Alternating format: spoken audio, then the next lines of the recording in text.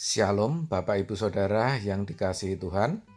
Senang sekali bisa kembali jumpa dalam program RYM, di mana melalui program ini kita akan belajar bersama-sama kebenaran firman Tuhan yang murni, yang akan mengubah pola pikir kita semakin mengenal Tuhan dengan lebih benar. Sebelumnya, mari kita berdoa. Bapa, kami mengucap syukur oleh karena kebaikan-Mu kami kembali boleh ada bersama dalam program RYM.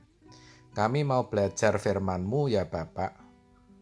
Tolonglah kami semua, urapilah kami. Pakailah anak-Mu ini dan berbicaralah. Berikan kami hikmat untuk bisa menerima, mengerti, bahkan menghidupi. Terima kasih ya Bapa. Di dalam nama Yesus berbicaralah. Kami siap menyambut firman-Mu. Amin, amin, amin. Saudara, salah satu penyakit hati dalam tanda petik ya, yang bisa dialami setiap orang adalah iri hati.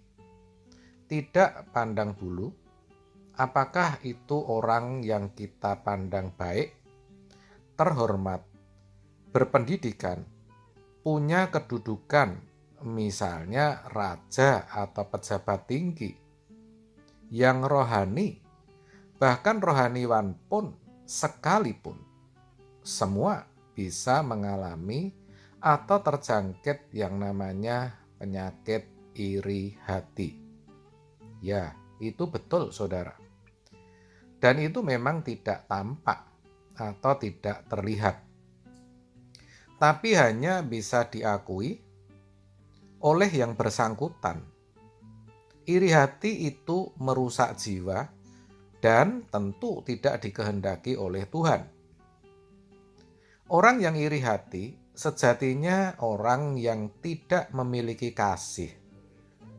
Kenapa saya katakan seperti itu? Karena kasih itu tidak cemburu.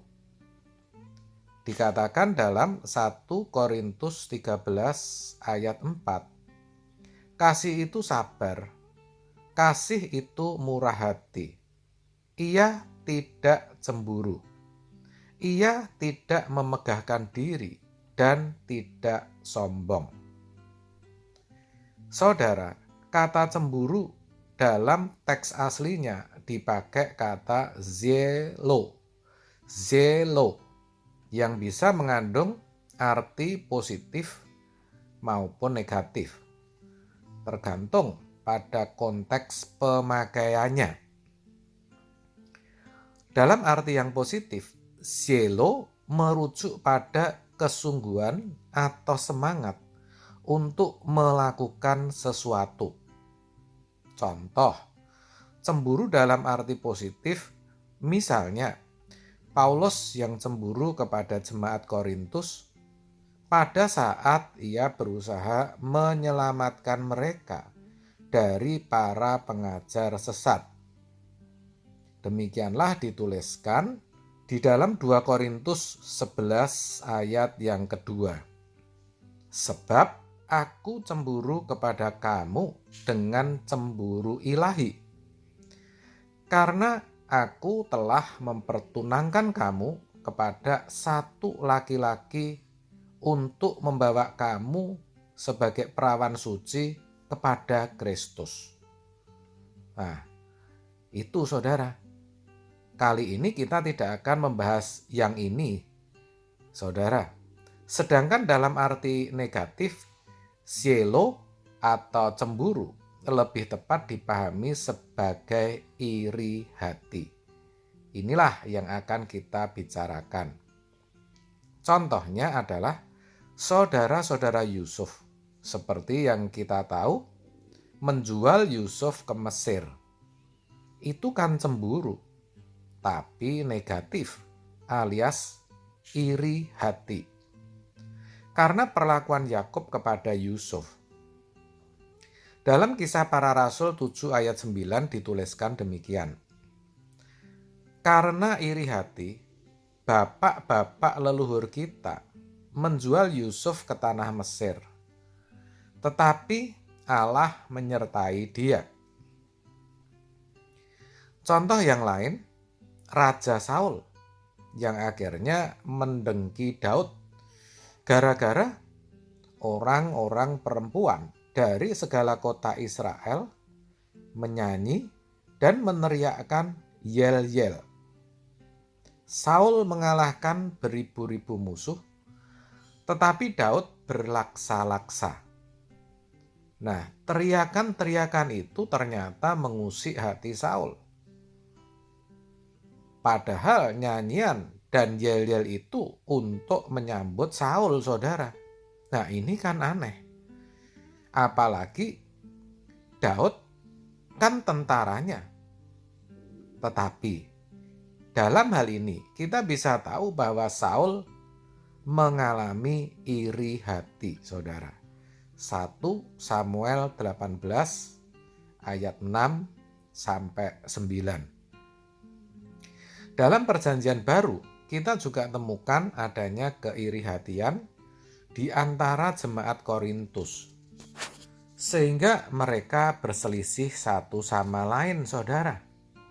Dituliskan dalam 1 Korintus 3 ayat 3, demikian.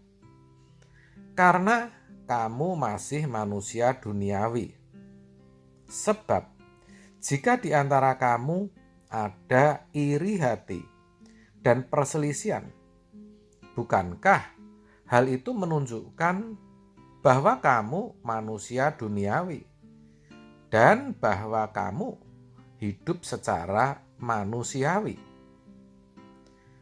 Saudara, sayangnya dalam bahasa Indonesia kata zelo selalu diterjemahkan cemburu.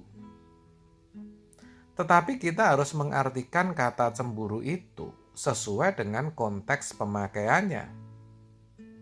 Jadi kita harus membedakan antara kecemburuan dan keirihatian, seperti yang sudah saya jelaskan tadi. Saudara-saudara Yusuf iri hati terhadap Yusuf. Jemaat Korintus iri hati satu sama lain, hanya karena persoalan karunia-karunia roh. Itu berbeda dengan Paulus yang cemburu terhadap jemaat Korintus yang percaya kepada ajaran-ajaran sesat.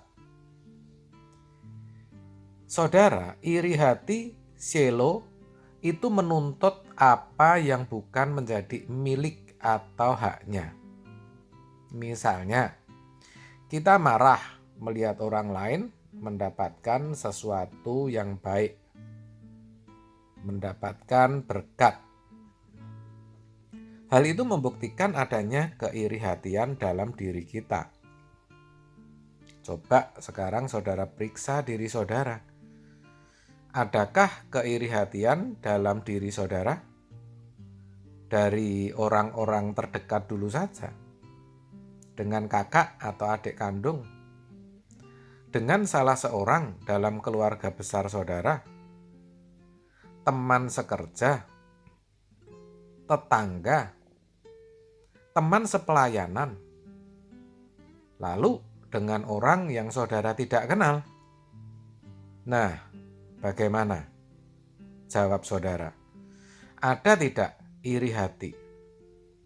Iri hati dalam hal apapun, bisa jadi hal yang sepele. Misalnya melihat cara berpakaiannya, atau dari apa yang dimilikinya. Bagaimana saudara? Ada tidak? Mungkin ada di antara saudara yang berkata, tidak ada Pak. Wah bagus kalau begitu. Tapi saya pernah Pak. Wah itu jujur namanya saudara. Nah pertanyaannya, bagaimana agar kita bisa mengatasi yang namanya iri hati? Bagaimana kita bisa menghilangkan iri hati yang muncul, saudara? Saudara, obat yang paling ampuh dari iri hati adalah kesadaran terhadap kedaulatan Allah. Kita itu harus sadar betul bahwa Tuhan berhak memberikan apapun kepada siapapun juga. Itu hak prerogatif Tuhan. Tidak ada seorang pun yang bisa dan berhak melarangnya, saudara. Bukankah Alkitab mencatat Tuhan memberikan 1, 2, atau 5 talenta kepada orang yang berbeda? Saudara bisa baca sendiri Matius 25 ayat 14 sampai 30. Dia juga berdaulat untuk menentukan upah setiap orang menurut yang dikehendakinya. Matius 20 ayat 1 sampai 16. Yang penting saudara, tugas kita adalah memaksimalkan apa yang dipercayakan Tuhan kepada kita, bukan mengurusi apa yang menjadi milik orang lain. Ini harus diperhatikan betul, saudara. Saya ulang, tugas kita adalah memaksimalkan apa yang dipercayakan Tuhan kepada kita, bukannya mengurusi apa yang menjadi milik orang lain. Iya, mestinya begitu dan harusnya seperti itu, saudara. Karena setiap kita akan dituntut untuk bertanggung jawab atas segala yang sudah Tuhan percayakan kok. Jelas, dalam kisah pemberian talenta dikatakan setelah tuan itu pulang dari luar negeri, ia mengadakan perhitungan dengan setiap orang yang kepadanya sudah dipercayakan dengan talenta masing-masing. Itu berarti ada pertanggungjawaban yang diminta, saudara. Ingat, ada pertanggungjawaban, saudara. Kita nggak bisa main-main. Lalu, dalam perumpamaan yang lain, ya, kita juga harus ingat betul, di mana Matius 25 ayat 19. Lama sesudah itu, pulanglah tuan hamba-hamba itu, lalu mengadakan perhitungan dengan mereka. Betul kan, saudara? Ini harus kita ingat sungguh-sungguh, saudara. Di hadapan sang tuan, kita tidak bisa berdalih ini itu atau membuat alasan apapun juga. Demikian juga dalam perumpamaan orang-orang upahan di kebun anggur. Saudara, terhadap pekerja kebun yang bekerja mulai jam 5 sore diberi upah 1 dinar. Sedangkan yang datang dan bekerja mulai subuh juga diberi 1 dinar. Maka proteslah yang datang subuh, saudara, karena merasa telah bekerja lebih lama. Tetapi apa kata sang tuan?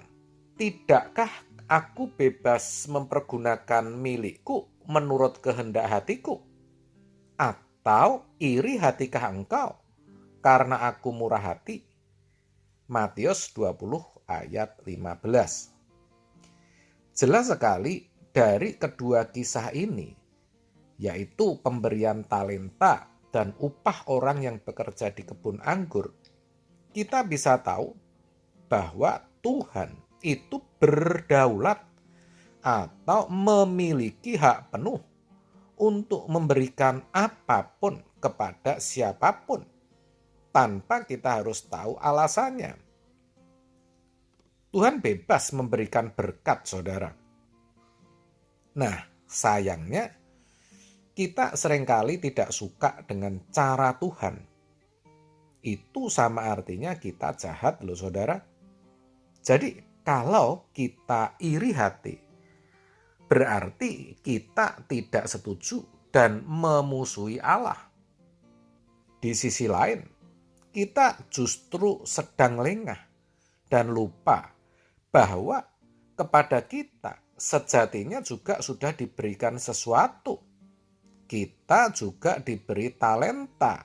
Ibaratnya kita ini juga sebagai pekerja upahan di kebun Tuhan, yang mana suatu hari nanti akan menghadap Tuhan untuk memperhitungkan, untuk bertanggung jawab, yaitu atas semua yang kita sudah perbuat. Ini akan menjadi momentum yang sangat menggetarkan dan menakutkan, saudara. Dan tidak bisa dibahasakan dengan apapun, saudara. Jangan saudara pandang remeh. Karena jelas di dalam Alkitab, di dalam 2 Korintus 5 ayat 10 dikatakan, sebab kita semua harus menghadap tahta pengadilan Kristus, supaya setiap orang memperoleh apa yang patut diterimanya sesuai dengan yang dilakukannya dalam hidupnya ini, baik ataupun jahat. Kita harus percaya bahwa realitas pengadilan Allah, realitas surga kekal dan neraka kekal itu benar-benar ada, dan semua perbuatan kita akan kita pertanggungjawabkan, saudara. Pertanggungan jawab inilah yang harus kita perhatikan, bukannya justru kita iri hati terhadap berkat dan keberuntungan orang lain. Iya, saudara, jangan sampai seperti itu. Sekali lagi, saudara harus bisa atasi kalau rasa iri hati mulai muncul dalam diri saudara. Dan saya percaya kalau saudara memahami penjelasan saya semua tadi, saudara pasti bisa. Saudara harus katakan, itu hak Tuhan, tak ada urusannya dengan aku. Aku tidak boleh iri hati.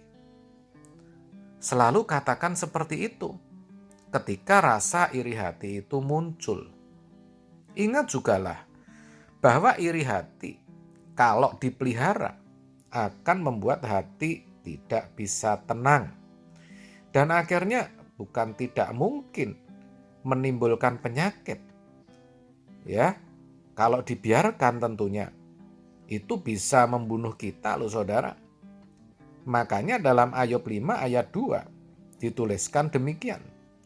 Sesungguhnya orang bodoh dibunuh oleh sakit hati dan orang bebal dimatikan oleh iri hati. Sedangkan dalam Amsal 14 ayat 30 dituliskan demikian. Hati yang tenang menyegarkan tubuh, tetapi iri hati membusukkan tulang.